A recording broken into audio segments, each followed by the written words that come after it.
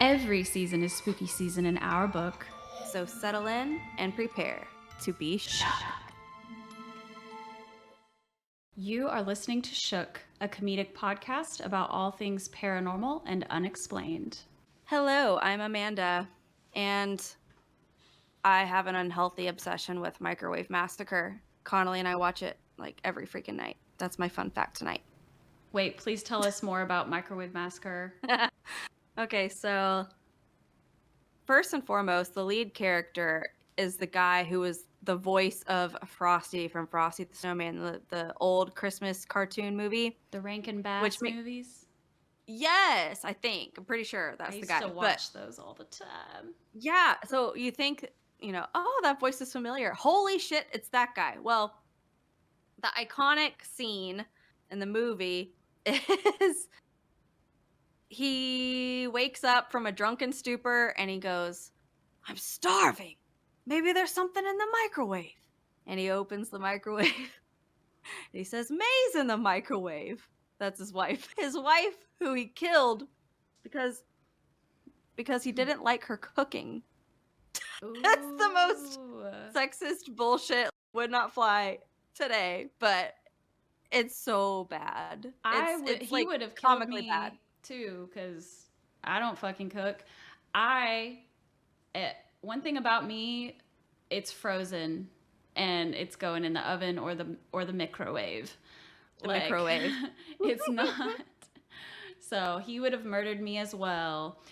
Also, I'm Sannah, and my watching and rewatching obsession of all time is Bob's Burgers. I fucking love Bob's Burgers. I discovered the show in 2014 after a tragic event, and it was the first thing in life that made me smile and laugh out loud ever since that tragic event. And it has been so close to my heart ever since. And anytime I watch it, I laugh out loud at the same jokes that I've seen over and over and over. I even say the joke because I have it memorized now because I've watched it so many times. I say the joke along with them and I'm laughing out loud. Like, which one? The turkey one? Oh, well, there's a lot of them, but the first one that came to my mind that always makes me laugh is the food truck episode. It's where they are like, they have a food truck and they go to this music festival to set up, and they have this performer on stage, and she's like, "Oil spill, and it's making everybody sick." It's so funny. Like, everything on that show is so funny, and I know all the songs, and yeah, but I feel like I'm a fake fan though, because I still haven't seen the Bob's Burgers movie that is currently in theaters, and I plan to do that ASAP. I know, I want to see it too. I love that show. It is very comforting.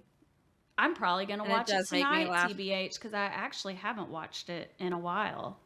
I've taken a little hiatus, I guess. Well, to watch some other things for once. But you know what? Nothing's better than Bob's Burgers, so.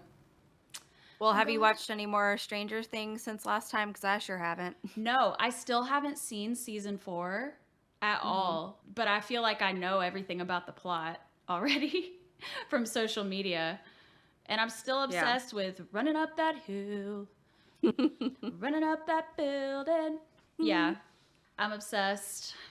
If I only could make a deal with God. Yeah.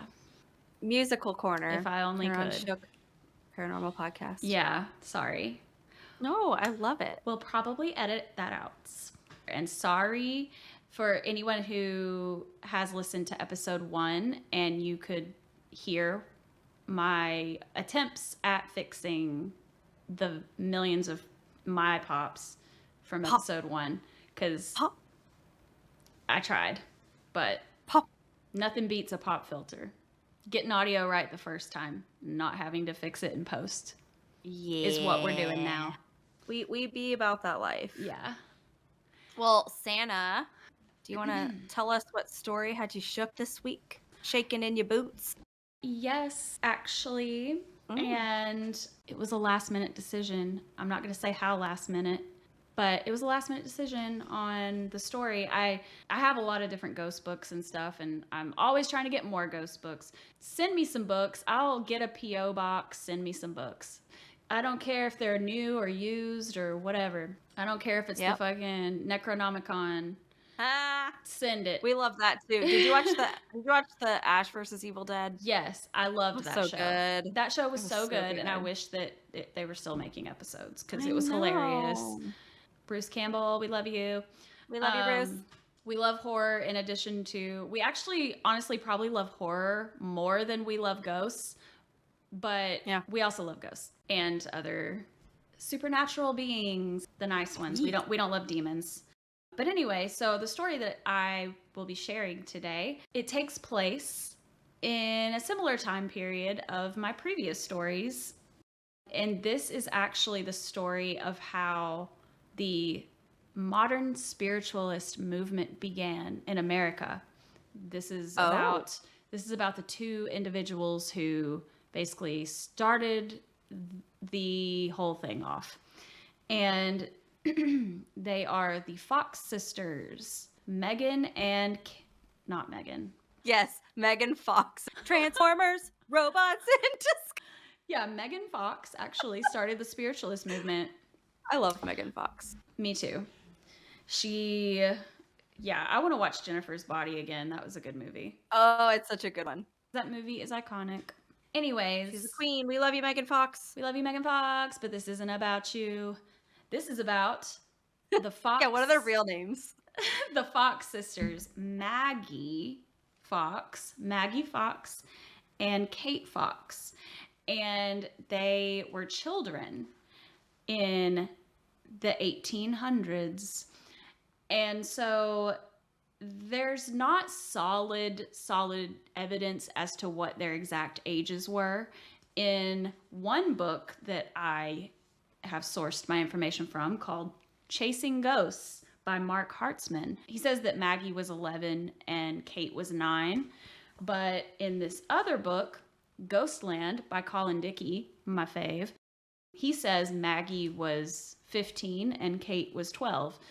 So up in the air on how old they were. 3 years apart. But they were 3 years apart, and they were sisters and they were kids. So Maggie and Kate, they lived in Hydesville, New York, and they lived in a really small wooden farmhouse that was basically a shack.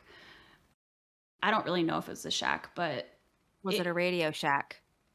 It wasn't, because I don't think they had electricity or anything, but it is Rest often... in peace, Radio R.I.P. Radio Shack. R.I.P. But it's often described as a shack because of just how small. It was like the small wooden house, but it did have a cellar, so it's not really a shack. They had recently moved there in December of the previous year. So December of 1847, they moved to Hydesville, New York, into this farmhouse.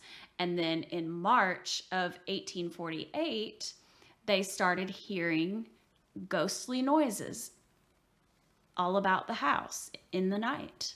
So Kate and Maggie told their mom, Mrs. Fox, about the sounds that they were hearing in the night. And Mrs. Fox tried to find the source of the noise. Like, she was, turning the house upside down, trying to find a reasonable explanation, like a tree branch hitting the window or something. An air vent or something. Did they even have air vents then? I don't know. But creaky floorboard, IDK, anything. But there was no explanation for the knocking sounds. It was mainly knocking sounds that were being heard, doors slamming and stuff like that. But the knocking sounds were the biggest thing, like that kind of stuff. And then one day on March 31st, the youngest sister started talking to the spirit. And she addressed the spirit as Mr. Splitfoot. Splitfoot. See a doctor about that. Right. she basically said, "Hey, Mr. Splitfoot, copy what I'm doing." And she would knock in a pattern, and then he would do it right back. So they were basically playing Simon Says back and forth with the knocking. So at that point, when their mom, Mrs. Fox, witnessed the back and forth of the Simon Says with the knocking, she started asking questions to the spirit and she was asking questions like that the spirit could kind of respond with knocking to be like yes or no or numbers and things like that. And one of the first questions she asked was, "How many children do I have, Mr. Splitfoot?" And he knocked 7 times to indicate that she had 7 children. And she actually only had 6 living children, but she did have a 7th child who died. Oh my. So when she received that information, she was like, whoa, how would anyone know that? You know? That's pretty crazy, not gonna lie. Yeah. And then Mrs. Fox talked to, I don't know if it was a newspaper or something. She sat down and basically gave her account of her exchange with Mr. Splitfoot. And she said, "I then asked, is this a human being that answers my questions so correctly?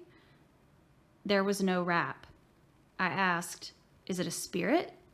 If it is, make 2 raps. 2 sounds were given as soon as the request was made. I then said, if it was an injured spirit, make 2 raps, which were instantly made, causing the house to tremble. I asked, were you injured in this house? The answer was given as before. Is the person living that injured you? Answered by raps in the same manner. I ascertained by the same method that it was a man, aged 31 years, that he had been murdered in this house, and his remains were buried in the cellar, that his family consisted of a wife and 5 children, 2 sons and 3 daughters, all living at the time of his death, but that his wife had since died." So she figured out some deets about him by just asking questions and getting knocking responses. And so eventually word spread around that they had this crazy phenomenon going on, and neighbors started to kind of gather and try to see what was going on and see if they could communicate with it. And in one of the attempts at getting information from the spirit, they found out that Mr. Splitfoot was a peddler, and his real name was Charles B. Rosna, and he was killed on a Tuesday night at 12 o'clock. And in this book, I have a quote about how they found out that information. So one of the neighbors who had come to visit to try to communicate with Mr. Splitfoot gave this account. I inquired if he was murdered for money, and the knocking was heard. I then requested it to rap when I mentioned the sum of money for which it was murdered. I then asked if it was 100, 2, 3, or 4, and when I came to 500, the rapping was heard. All in the room, they said they heard it distinctly. I then asked the question if it was $500, and the rapping was heard. I then asked it to rap my age, the number of years of my age. It rapped 30 times. This is my age, and I do not think anyone around here knew my age except myself and my family. So that was another account of getting information from Mr. Splitfoot. And so on April 1st, which was, we've kind of jumped around in time, but on April 1st, which was the day after Kate had her first communication in front of everyone with Mr. Splitfoot, her dad, Mr. Fox, and a few neighbors started digging in the cellar looking for those remains that they heard about. They didn't find anything in the cellar during that attempt to locate the remains, so fail. But then Kate started communicating with Mr. Splitfoot without her having to. The way that she was communicating originally was she would snap her fingers and then he would reply by knocking. And then she started doing this instead of actually snapping. And then he would still respond to her. And then they gained the knowledge that he could see and hear. So he could see what they were doing as well and understand. Wow, that's cool. And so that summer, Mr. Fox and the neighbors went back out, you know, to dig some more. And I don't know if it was in the cellar or just somewhere on the property, but they did find some hair, like human hair and bones on the property. Again, not sure if it was in the cellar or in the yard, but they did find it, found some bones. And then also later in 1904, an actual skeleton was found within the walls of the house. What? Like a whole ass skeleton Yeah. just chilling? Yeah. I don't know much more about that skeleton and who that belongs to because it doesn't go into further detail in my sources, but I'm curious to know if that has been verified at all or if they just were like, well, we found a skeleton, let's bury it. Like, I don't know. So weird. And so basically they were starting to really get a lot of attention around those parts. And their older sister, Leah, she was a single mom and she was out here struggling. And she thought, hey, my little sisters, I could really be their momager and I could really Kris Jenner this situation. And so she got them started with actually going and doing appearances and stuff like that. So they could get money and fame and stuff. And that was great because they started making money. They were making like $100 to $150 a night doing their appearances and events and stuff. That's a lot of money. Yeah, that was a lot of money. But they had people in the science community that were very skeptical. And they suspected that Maggie, the older sister, was the one who was the source of the knocking somehow. And they believed that it was something she was doing with her foot or something on the floor. And so they asked them to come in and be evaluated. And so they came in, they agreed to do it. They came in and sat with the physician and they basically went through their whole routine, communicating, trying to communicate and stuff. But he made them sit with their feet up so he could basically see everything that they were doing. Yeah.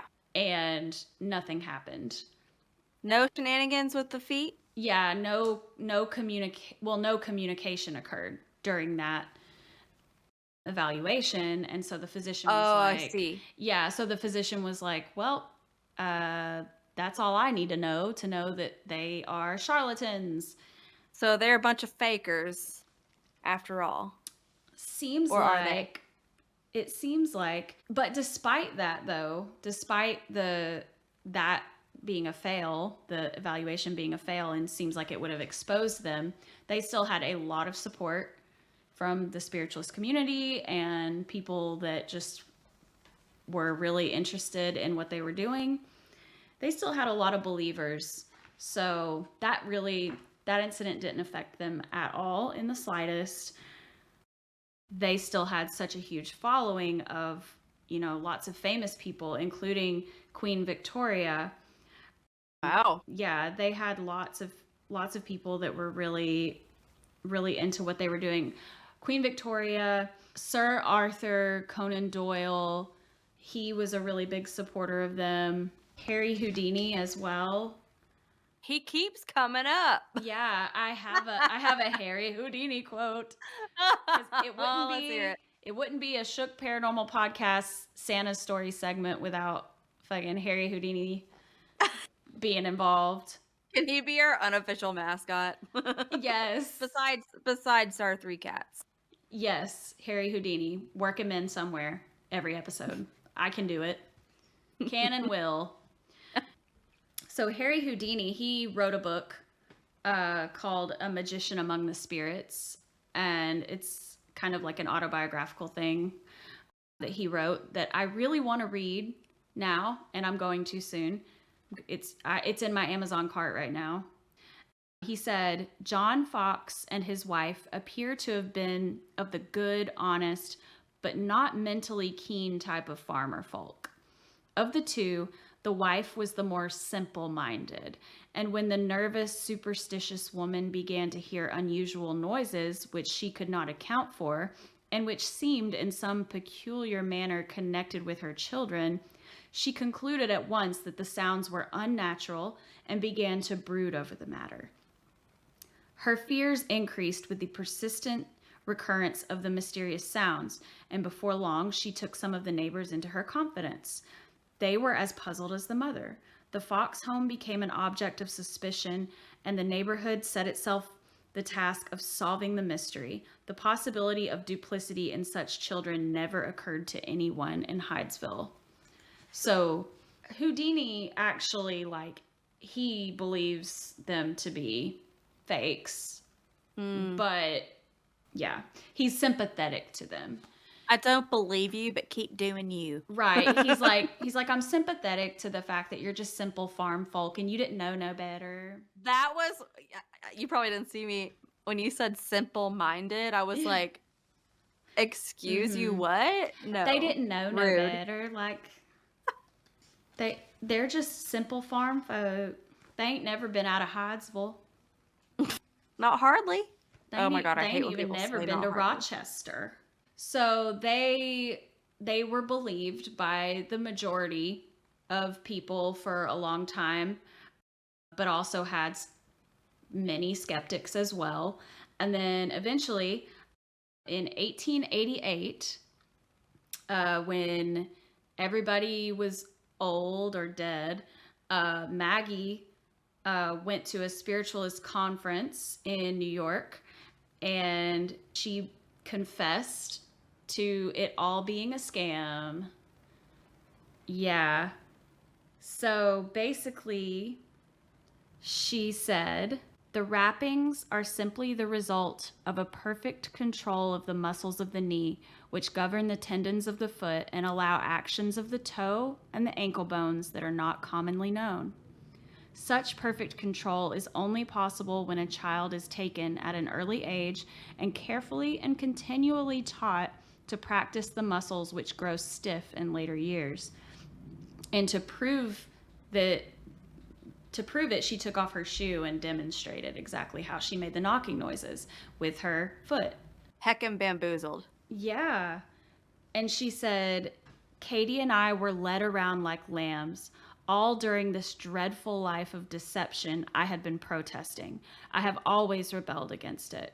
I have been going to expose it time and time again. She was basically like a child star that had her older sister Leah was like her momager that was making her get the bag for the fam. Yeah. And she didn't want to do it. And she had enough. But she didn't, I don't think she ever revealed this until, let's see, she waited at least until her husband died to share the information because her husband didn't want her to come out and tell the world. I think he just didn't want to be a part of dealing with the shame that would ensue.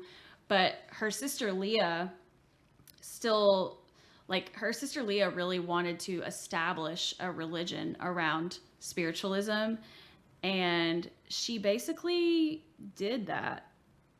So basically, both of the sisters eventually got married, and they also, both of their husbands died. So they got married eventually and had happy lives for a little while, and then they got widowed and then fell into poverty. But Leah was always very well off.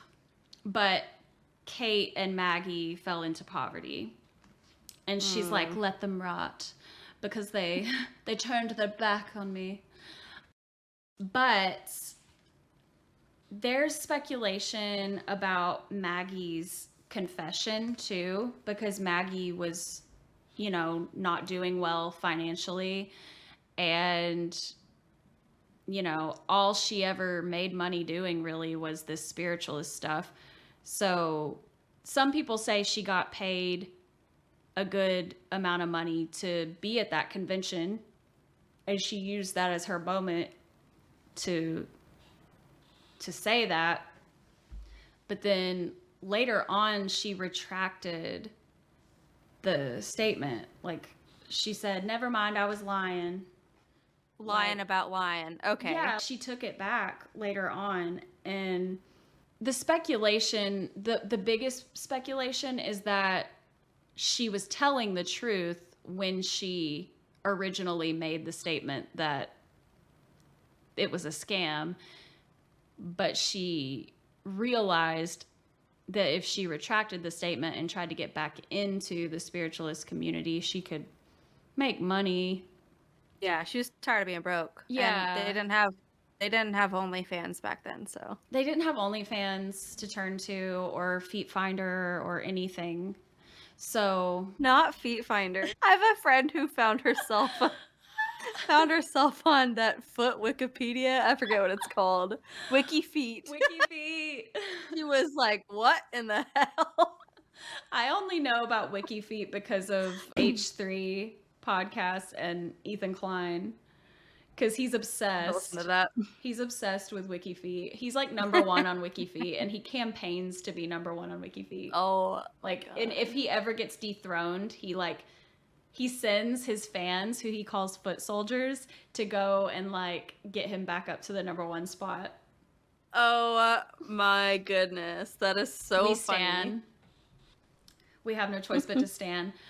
But also, I'll wrap this story up with a little interesting fact about what became of the family home. The shack. Tell us. Which isn't a shack. I keep calling it a shack, but we don't know for sure that it's a shack. But the farmhouse. What became of the farmhouse? So there's this really cool spiritual community called Lilydale Assembly in New York. And I would love for us to travel there sometime, because I keep seeing it referenced in a lot of books. It's like it's a community of mediums, basically. And they have a whole town, and it's just for them. It's just a quaint little village, you know? It's cool. And it's definitely a place to go to, you know, see stuff.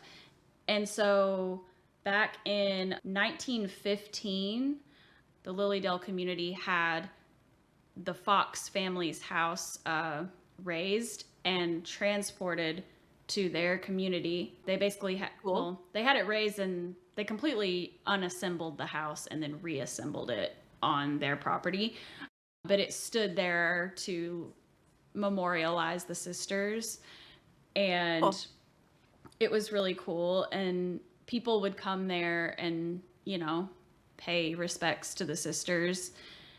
And they still do, because there's a monument there still. But in 1955, the cottage, or the farmhouse, just like went up in flames. I don't know how it happened, but it burned down in the spiritualist community. Like, who did it? Who did it? Who did it? Yeah, that sounds a little bit sus. Little sus. Yeah, it's giving arson, but I don't know. That's alleged. I'm not saying anyone burned it down, but I am saying how else did it happen. Yeah. Spitting facts over here. Yeah, so it burned down, and now all that's there is the little like monument plaque thing with like the information about them. But it's cool. People still visit the community and go visit the site of where the house burned. But yeah, I thought that was really strange. Or if it wasn't arson, what if it was Mr. Splitfoot? What if Mr. Splitfoot was real all along? And he's like, fuck y'all for saying it was a scam, because he was trying to get his 15 minutes of fame too, but everybody else got it and not him. Damn it, Mr. Splitfoot. They said it was a lie. He's like, it wasn't a lie. Or what if Mr. Splitfoot was real all along, but they never actually communicated with him, and he was just a ghost in the background. Like, he was a Yeah. ghost watching them make up antics. Like, these bitches. And he's just hard eye rolling the whole time. These Like, this is stupid bitches. bullshit. Yeah. This isn't, you want a haunting? I'll show you a haunting, but actually I'm not going to show you. I really went very far into my speculation there with that, but You know what? It's fine. You gotta do what you gotta do. that was my shitty telling of the story of the Fox sisters who launched the spiritualist movement in America. And Not shitty at all. And you did a great job. And yeah, I had heard of the Fox sisters before, but I didn't remember anything about them making a statement about them faking and then reneging on that. I don't remember that. So that's kind of, I had heard of them before too, but never read anything about them. I just always I've only heard references to them where people would be like, oh, like the Fox sisters. And I'm like, who's the Fox sisters? Now we know. Maggie and Kate. Not Megan. Not Megan Fox. But Margaret. Marjorie Stewart Baxter. Salad fingers. Okay, quick anecdote about salad fingers. Did I ever tell you that between our first and second date, first date being when I showed Connolly salad fingers for the first time, and the second date being a week later where he learned how to play on the piano the opening to Salad Fingers? Yes. And that was when I was like, well, this is it. Yeah, that's iconic. We stan. Love Salad Fingers. Yeah, I mean, that's so romantic. And yes, I have heard this story before, but I could hear it a million times. It's great. And our listeners have never heard it. And get you a man that can do both. And by both, I mean cook and play piano. Yeah. Like, only two skills we need here.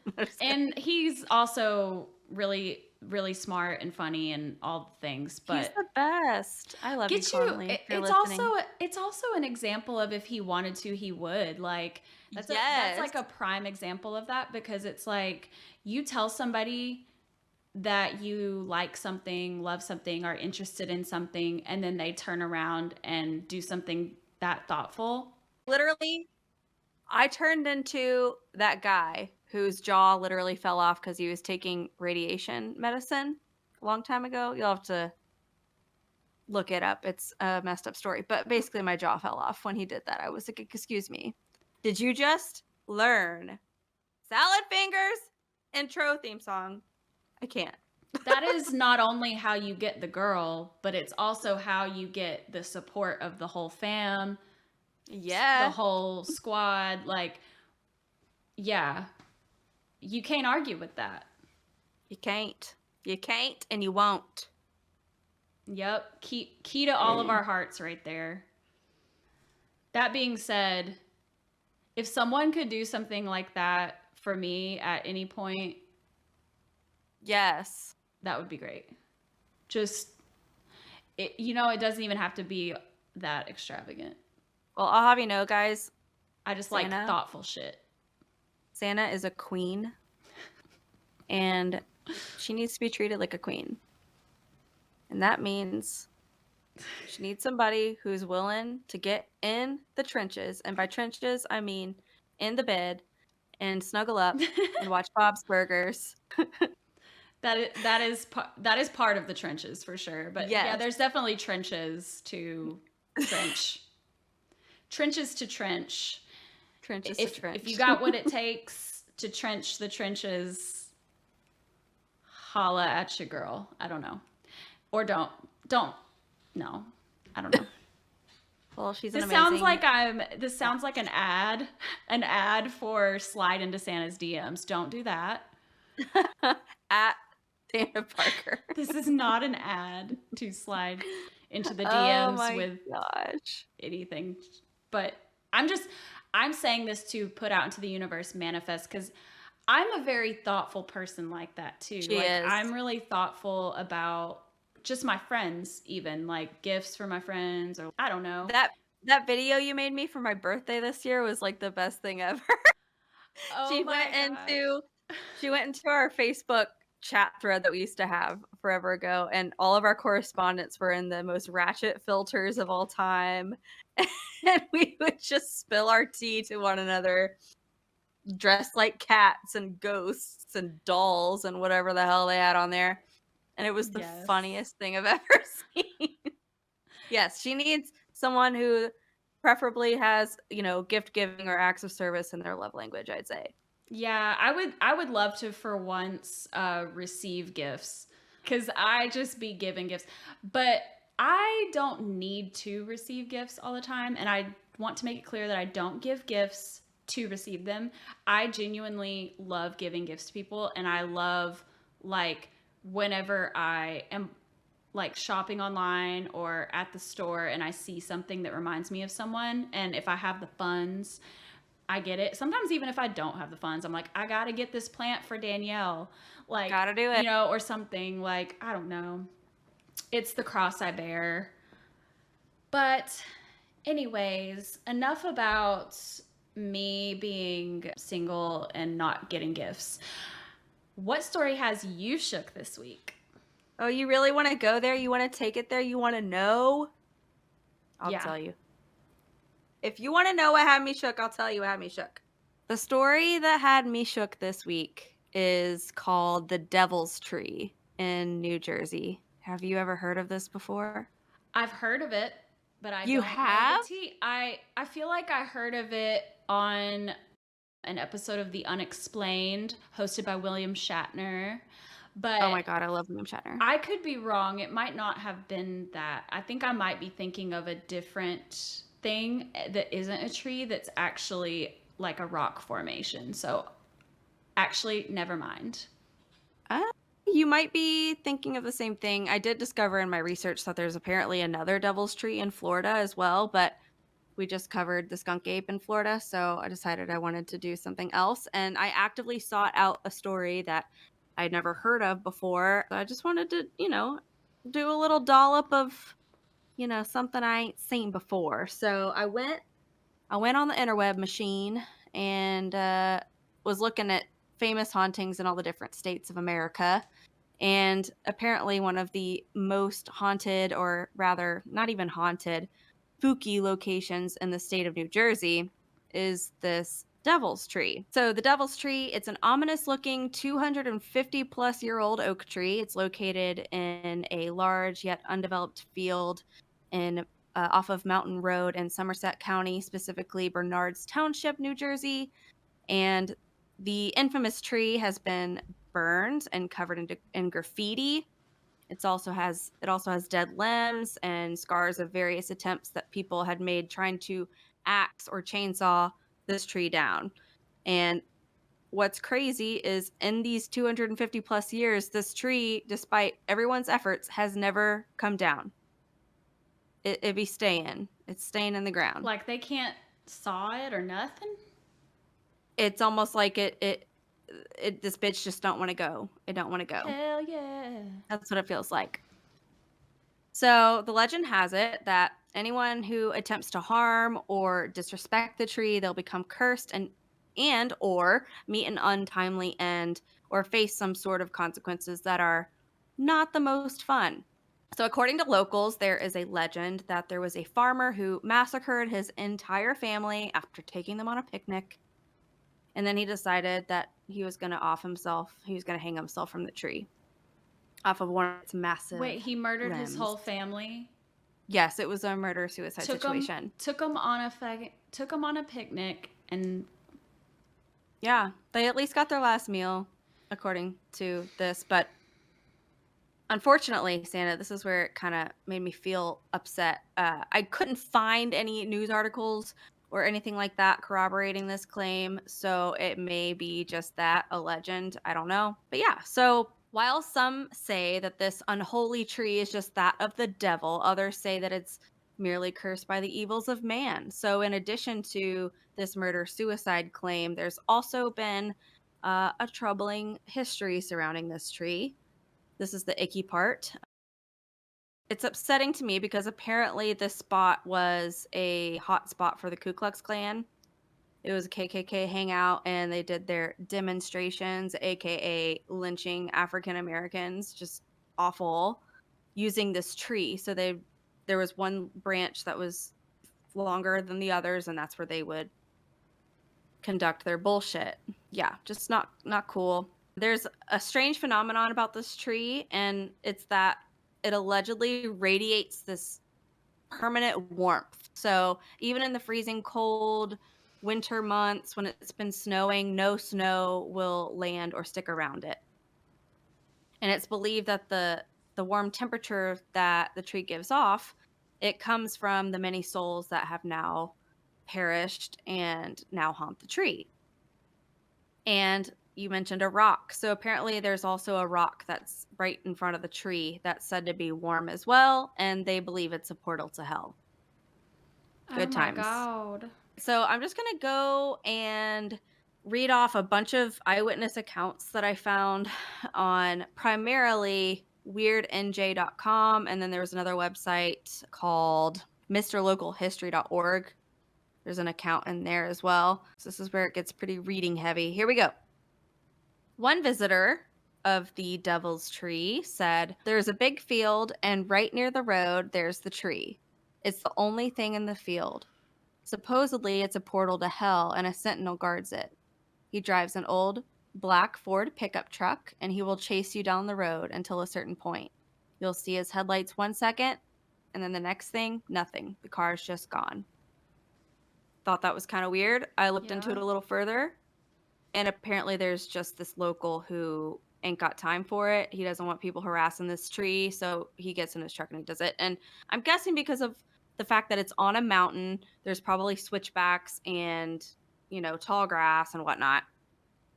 So whenever he just goes out of focus, it's probably him just turning around and you can't see him. So whatever. So you can take that account with a grain of salt. Another Devil's Tree visitor said the following: "To freak ourselves out, sometimes my friends and I would drive down the road at night telling ghost stories. When the moon is a full red harvest moon and the wind is blowing just right, it looks like there might be bodies hanging from the branch, slowly swaying in the breeze." Rob S. told us that. Yep. Oh, and I need to send you some photos. I want to see this. I had them on the Devil's ready. Tree. So I just sent you some photos of a photo of the Devil's Tree, and then you're going to need your brightness on your phone all the way up for this other one. I'm not sure if it's exactly what the photo was or if it's a replication of it, but I'll touch on that. Another named Steve said, "At the time of our arrival to the Devil's Tree, there was a 6-foot noose hanging from the big branch, which extends out from one side. We noticed what looked like claw marks from a person or a very large animal. To get a better view, myself and a friend climbed up the tree to see if any unique marks were further up. After we climbed up, we were sitting on the branch trying to remove the noose. As we sat on the branch, we began to hear noises coming from inside the tree. Ah! When these noises grew even louder, a big bang sounded and a burst of energy came from the tree, sending myself and a friend flying into the air. When I crashed to the ground, I landed on my ankle, breaking it in 2 places." Not a fan of that, Steve K. It's giving demonic. Yeah, so we'll see. So on a similar note, there's another experience that someone had. They said, "We have all heard the story of not messing with the Devil's Tree, so we were smart and didn't mock it. We went right next to the tree and put our ears next to the bark. We heard sounds of screaming and children playing." Matt W. That kind of fucks me up. I don't like the screaming, and I definitely don't like the children playing because, demons like to pretend. Use children as, a scapegoat. So here's an anonymous story that I found. "Me and my friends were all contemplating going up to the Devil's Tree. I had been up there one time before, and a truly weird thing happened. It was about November or December when I was first told about the Devil's Tree up in the mountains. I was told, don't touch it or something will happen to you or your car. I had just had my car serviced though, and I had a new fan belt installed. We went up to the tree and noticed that all of the snow around it was all melted. After we had touched the tree and gotten back on the road, a black truck with some very bright lights started tailgating me like crazy. I was doing 85 miles an hour down a very winding road. I was scared. All of a sudden, the truck light disappeared, and my fan belt snaps, and I had to pull over, reluctantly. I was scared, but relieved that it was all over with. Then, just last week, we went up to the tree with a bunch of friends. We all went up and touched the tree. We even took a Polaroid of the tree with a flash. When we got back to the car, the picture had developed. To our astonishment, there was a lady in a red dress on the right side of the tree. She was hanging from what looked like a brown noose. We were all so freaked out. We were awestruck. We plan on going back up there very soon. We plan on going back up there very soon. Yeah, not the return visit. Yeah. And that picture that I sent you that I told you that you need to see the brightness. Yeah, is that the Polaroid? I don't know if that's the Polaroid. It was the only photo I could find. It looks just like a bust of a woman with like a black mask of some kind over her head, like a hood. It's definitely not like clear that it's what they're describing, but yeah, I wish it was obvious that it was a Polaroid with, you know, the trim and everything. The way that they have it cropped is kind of weird. Yeah, but it's implied that that's what the photo looked like, and you know, I could see the dress, like the puffy sleeve. Yeah, it kind of looked like it was giving Handmaids. I could see the rope as well. Yeah. So this experience is pretty long. I'm reminded of an incident which occurred about 8 years back when I was in high school concerning the Devil's Tree.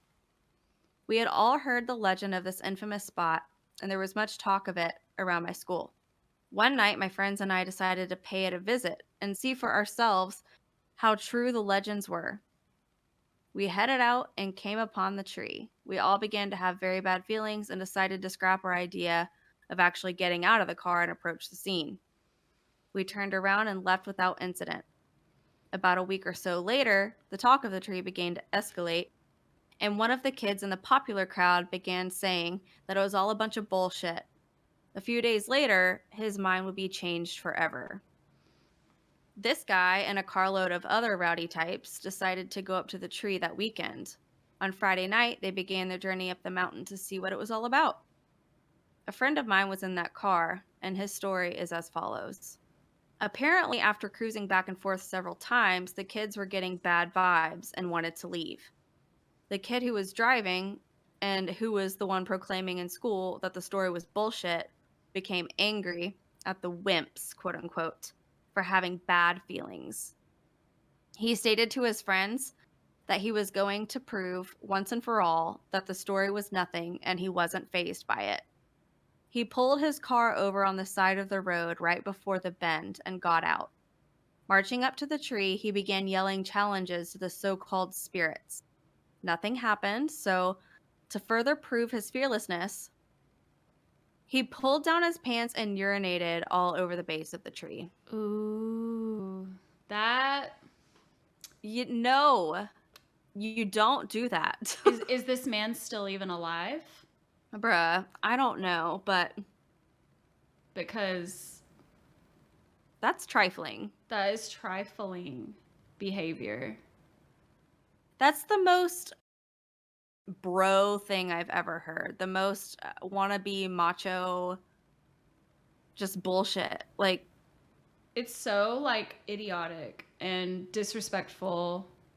Like whether this tree is haunted or not, or cursed or not, doesn't matter. You don't try it like that. Like, pee wherever you want to in the woods, obviously, but his intentions were to be like rude and disrespectful to the deaths of people who died there, like, because it's a sacred space regardless, like, of Yeah. if it's filled with demonic energy as well, like. Yeah, I don't get it. I think this guy is a total piece of shit. I mean, Yeah. must be nice to be able to just whip your dick out and pee wherever you want. Yeah, I wish I could do that. Must be nice. But yeah, this guy's a jerk, and we don't like him. We do not stan guy who said that this was a bunch of bullshit and peed on the tree. Okay, so he peed all over the base of the tree. Still, nothing happened.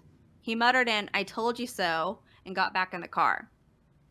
After starting the car, he began to drive towards the bend in the road very slowly. Suddenly, without warning, the gas pedal of his car became floored and the car sped up all by itself. Surprised at what was happening, the guy was unable to control the car and it skidded out and collided into a tree. The kids in the car sustained minor injuries, but the car was totaled. Serves you right, I guess. Interesting. Yeah. Let's see. I showed the stories of the Devil's Tree featured in your magazine to my sister. As I read the tales aloud, she became very pale, and I got to the part about the headlights, which follow you and then go out suddenly. I asked her what was wrong, and she replied, "Oh my God. I went up there about a year ago and got chased by some big black pickup truck. It was severely tailgating me, and when we got a short distance away, the lights were just suddenly gone. She and I have never gone since then." Anonymous. Whoever does the chasing people away thing, he must have like a trail cam out there. I guess he must, but like everybody thought that part of the story was just like a ghost. They called him the ghost truck, but looks like that's not a thing. So we can get rid of that. We can nix that. What I do think is strange though is that this tree apparently always stands, like it can't be taken down. That's interesting. I think it's interesting that the temperature is always hot and that there's no snow there. The fact that people hear fucking screaming coming from the tree, that's kind of weird. But other than that, I don't really know what I believe about that. I kind of might want to chalk this one up to just like hearsay, objection hearsay. Yeah. I went into the story, like I said, not knowing what I was going to get, but I was really hoping for more. Like I was really hoping that the highlight wouldn't be that some kid pissed on the tree and that his car got totaled, but that's kind of like all it gave, and I'm sorry. just to cap it off, I went on the Google reviews of this place. Not the Google reviews of the Devil's Tree. Yeah. So this guy named Andre S gave a 3-star review of this place. He said, "Hold on, let me see if I could do a New Jersey accent. Do you think I can?" You could try. If it's a flop, you can just like redo it normal. If it's a flop, it's a flop. I don't give a fuck. All right. "It's an old dead tree that has graffiti on it. Not much else to say. I don't really know the history behind it, but I stopped her along the way from a different town." Sorry. Let me do that again. That was good though. Okay. "Not much else to say. Don't really know the history behind it, but I stopped her," he meant to say here. "I stopped here along the way from a different town to show an out-of-town guest interesting stuff along the way. The tree looks like someone has tried to chop it down in the past. This creates a little ledge that people left coins on it. The grass is overgrown and old, and it was a bit muddy. Don't expect too much. But if you're into paranormal or ghost hunter, it might be a cool place to check out, but definitely have other things planned. Otherwise, this might be a bit disappointing." Not just going to New Jersey just to go to the Devil's Tree. Like, I had nothing else planned. I was just going to go to the Devil's Tree and hope that God would take me. Yeah. Hopefully hopefully they at least have Waffle House or, something Mm-hmm. comforting, because we can't be just radiating or, can't just be sitting here and soaking up all this They negativity don't that even this have tree a be giving. CVS. Oh no. They got those jug handle left turns though. I don't think they have. You ever heard about that in New Jersey? Apparently, I've never been there, but apparently, we've got the roundabouts. I don't know if you Yeah. have roundabouts where you I are. Forget that. hate, yes, I hate They're the worst. roundabouts. I guess that's kind of what these are, but there's no such thing as a left-hand turn in New Jersey. At least it didn't used to be a thing. Anyways, totally boring and irrelevant fact, but my sources were the Thrillist, Thrillist.com, Wikipedia, WeirdNJ.com, MrLocalHistory.org, and then AtlasObscura.com. Also, a YouTube video by PraceenMohan called Devil's Tree. Why so evil? So yeah, that's my story. And like I said, I wanted it to give so much more, but that's all I could squeeze out of it. And I hope I wonder if there are any documentaries about the Devil's that'll Tree. do. I think I saw an IMDb thing about, I don't know if it's a documentary, but it was called The Devil's Tree, but that could have been about anything, and I didn't have time to Yeah, I would watch it. really like to know more about it. Like, I would be interested in going there.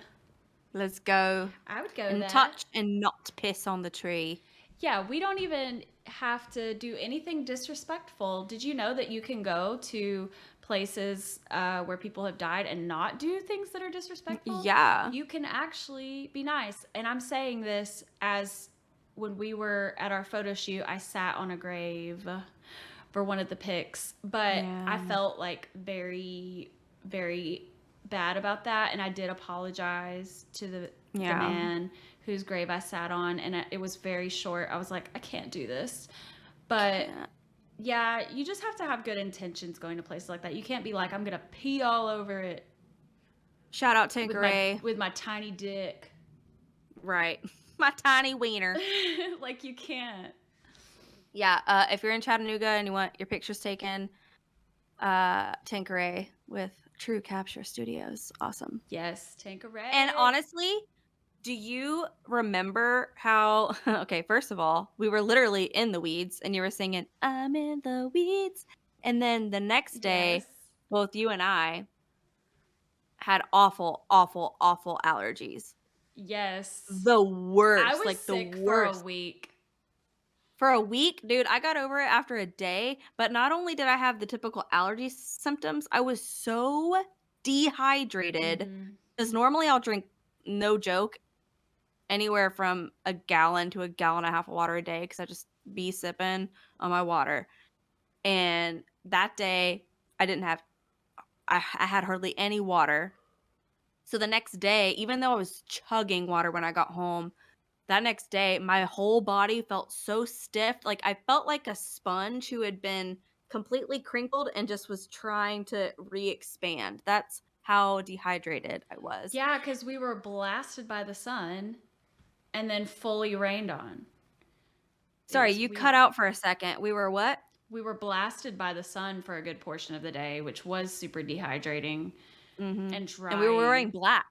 Yeah, we were wearing all black, and it was really hot. And then all of a sudden, we got completely, like, torrentially rained on. Oh my gosh, that was a journey. And it soaked through our clothes.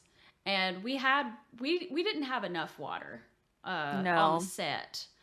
I think I underestimated how much time we were going to spend out there. Yeah. I think I maybe budgeted for like 2 or 3 hours, and we were there for like 5. It felt like a really long time. I knew it was going to be a long time. Well, I had my drink at the Yellow Deli. Shout out Yellow Deli. Run by a cult, I think. But delicious food. And that was the last thing I drank until... Actually, if I'm going to be honest, after we got done with our photo shoot, I was going down East Brainerd Road to go stay with my grandparents for the night and stopped at the Taco Bell, as I do, my favorite, which, by the way, Mexican pizza is already sold out. And I thought it was just at my location, and apparently that shit's nationwide. and I'm upset about it. Anyways, but I chugged an entire Mountain Dew because I needed caffeine. Chugged a Mountain Dew and I chugged a Dasani, and I just Not a Dasani. not a Dasani, but yeah, I lived my best life after that. But I did feel like complete doo doo the next day. Yeah. Worth it. I was sick for a week and I wasn't even sure if I had like gotten a second round of COVID or what because of how long it lasted. Like I was sick for so long. Like respiratory congestion everywhere. I lost my voice, remember? You did, but I thought you got sick like a week or two after we got back, or was it immediately after? I got after? sick twice. I got sick I got sick immediately after we got back. I had to like miss days of work and everything. And then I was sick again around the time that we recorded episode 1 and my voice was partially back, but not all the way back. I lost my voice 2 different times. I know, I miss it. I miss my rasp. After you had COVID, I'm pretty sure I had COVID. I was sick as a dog for like 2 weeks. Like we're talking double vaxxed and boosted, and I thought I was fixing to die. Yeah, I thought I was going to die when I had COVID for sure. I like really genuinely thought I was going to die. Yeah, it's scary. It's no joke. I was like, wow, this is how it ends. Crazy. Like, but I was bargaining with the Lord. Like, actually, when I thought I was dying, I was like, please don't let me go out like this. And then I drank a smoothie every single day and took turmeric every day and drank a bunch of water. You encouraged me. I have turmeric now. I've started taking it. Yeah. And tea. I just was pumping as much as I could into my body because I was like, I really don't want to die. It's terrifying. Like, all the times I've wanted to die, but then I was presented with the opportunity and then I was like, actually, I don't want to. I changed my mind. No, I'm going to keep it brief because I don't want to cry, but my uncle passed away and he had COVID when he died. He also had some other comorbidities and it was so sudden and like just devastating. And then a month later I got it and I was like, well, this is it then. Like, literally, when you lose someone like that, you realize it's fair game. It's like, it real. can just snatch anybody up. Yeah, because before your uncle, like, we were hearing about people dying from COVID, and of course there were all the people saying that it wasn't real. But then when it actually affects you, you're like, okay, it's real. Yeah. Like, and my mom was also in the hospital with COVID. I remember that, yeah. She had COVID pneumonia, and it was really bad and really scary. She came out of that with a whole new lease on life, though. Like, that's all I'm gonna say about that. Whole new lease. Because she's gonna listen to this podcast. Hey, Ma. Hey, Mom. I'm cutting all that shit. But yeah. Love you, Mom. Glad you survived COVID. Seriously, because I can't lose another parent. I don't think I could cope. I'll adopt you. Yeah. If necessary. I would love that.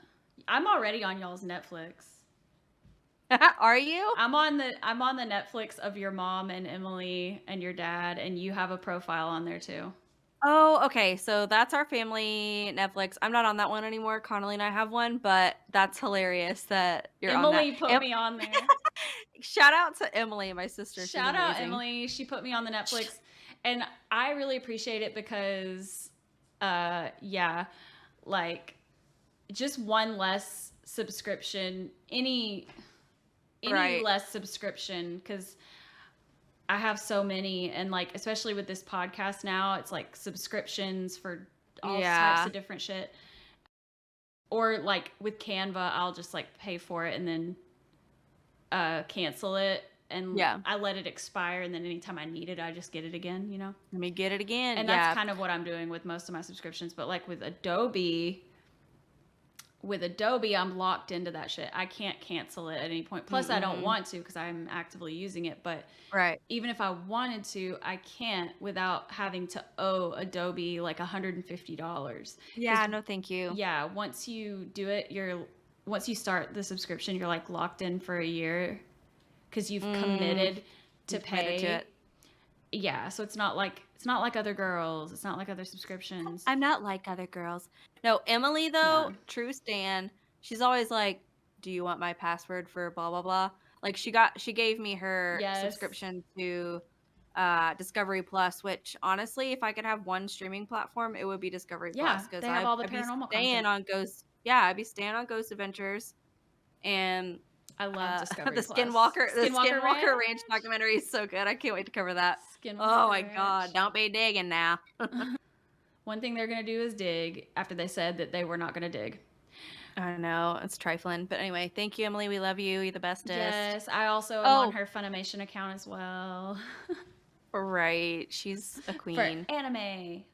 Can we shout out Stephanie? Yes. Oh my gosh, Stephanie. BFF Stephanie, we love you. She has an amazing she shed that is horror themed. She's an art teacher and a true artist. She literally created her own little haven of all things Halloween, all things spooky, and it's the coolest thing ever. Yes. I like to call it Stephanie's Horror Museum because it's a museum in there. Like, she has such cool stuff. Like, she has merch, like prop replica type stuff. Like, she has an old TV, and she also has like a VCR and a bunch of VHS tapes and a couch. All the VHS tapes. And it's also where she does her art stuff for making, well, she does a lot of different art projects, but one of the coolest things that she does, which lots of cool things, but this is my favorite. She's working on a miniature of a video store. Like an old like 80s 90s style video store, and she's made miniatures of like a bunch of VHS tapes with like all the original covers and everything, and it is like, it's a dream. It's simply a dream, and I can't wait for people to see it. She finally like started a TikTok so that she could share the miniature stuff. What is her TikTok account? Stephanie.says. Yeah, Stephanie.says on TikTok. She's been documenting her horror museum, She Shed Horror Museum, and she also shows us some of her miniature stuff as well. And then she recently also launched an Etsy store called Stephanie Makes Things. Stephanie Makes Things. Yes, get at it. And she's on Instagram under that same account as well. And I just purchased a really cute little magnet set last night, actually. It was a magnet set of Morticia and Gomez Adams that she made. I love it. And they will be featured prominently on my fridge as soon as they arrive. Yay! And I can't wait. So yeah, if you like horror content, anything spooky, Halloween related, check out Stephanie's TikTok and Etsy shop. Yes, we love you, Stephanie. You're the bestest. Thank you. And just so you know, we will always love to shout out any other creators who are doing cool shit. So like, if you listen to our podcast and you want to share your creations with us, we're most active on Instagram under at Shook Podcast, and we would love to see any of your cool spooky creations or even just whatever cool shit you're doing. Share it. Yes. And of course, if you have a Shook story you want to share with us, a personal encounter, maybe your grandmother died and then came back, but in the form of the constant smell of Christmas cookies in your kitchen. Grandma, is that you? I don't know. Maybe you have a sleep paralysis demon named Frederick. Maybe you got abducted by aliens, or so you thought, but really you were just incredibly high. You know, really anything like that, we want to hear about it. Yeah, so anything. You can send that to our not our order form, but you can send that to our website, which is shookpodcast.com. You can fill out a contact form there, or you can send us an email at shookparanormalpod@gmail.com. Yes, please send us your stories, send us your creations, engage with us. We would love to engage with you, shout you out on the podcast. Oh, and I talk keep about your forgetting to say stories. this. Please, if you like what you hear, help us keep going. Review, rate, subscribe, all that good stuff. We would love to see it. It would mean so freaking much. Yeah, because we want to get a large enough reach so that we can do mini-sodes featuring all your stories. Yes. Like we want this to become a thing where we have entire episodes dedicated to allowing you to tell your stories one way or another. And Yes. we can't do that until we get the reach and engagement. So, yeah. Thank you so much for tuning into Shook. New episodes of Shook drop every Wednesday on Apple Podcasts or wherever you get your podcasts. Check out our show notes for more information on this week's episode, our social links, and more.